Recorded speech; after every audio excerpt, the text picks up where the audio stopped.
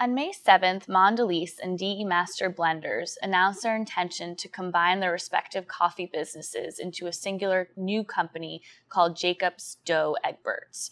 This new company, called JDE for short, stands to become the biggest pure play coffee company in the world. Pure play coffee meaning coffee is their sole business.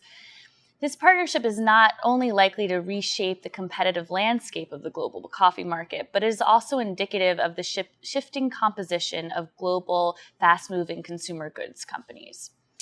If this deal is approved, the new JDE company will represent the first significant threat to Nestle's overwhelming dominance over the global coffee market. While Nestle will still remain the number one player in terms of retail value, JDE will surpass Nestle to become the number one player in the world's coffee market in terms of retail volume. Their market share would end up to be approximately 15% versus Nestle, which would be at 12%. So it's still very close, but in this sense, JDE would be able to surpass Nestle there. Although prior to the partnership, Mondelez and DE Master Blenders in their own right were top competitors to Nestle, the gap between Nestle and both companies, particularly in terms of retail value, was very significant, with Nestle accounting for almost 1/4 of the global coffee market in 2013 versus Mondelez, which was number 2 at 11% share.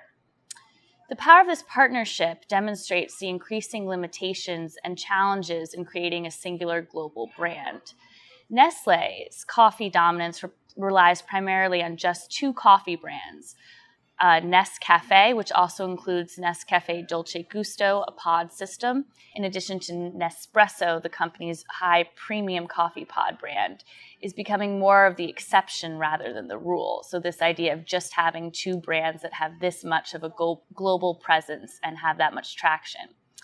To compete for global shares, companies like JDE, this new partnership, are instead looking to have a stable of brands that appeal to different consumers. The Mondelez DE Master Blenders strategy of creating a portfolio of brands that represent not only different types of coffee products, from instant coffee to ground coffee to coffee beans to coffee pods, but also different regional loyalties. Hilaio, for example, is very strong in Brazil, whereas the Jacobs brand, previously a Mondelez brand, has a huge consumer base in Europe. This direction seems to be more reflective of current consumer trends that are favoring variety and individualism in their consumer choices. Coffee choice in particular is a very personal consumer decision with a lot of factors going into it: preparation, format, flavor profile, cultural precedents, and all of these things. So the thought that there is one brand or 2 brands that can have that a global appeal and a universal appeal seems more increasingly unrealistic. In the end, the partnership between Mondelez and DE Master Blenders is important not only in terms of shaking up the competitive landscape of the global coffee market, but also in that it provides insight into the direction companies are taking who are looking to gain global market share, both in coffee and FMCG products more generally.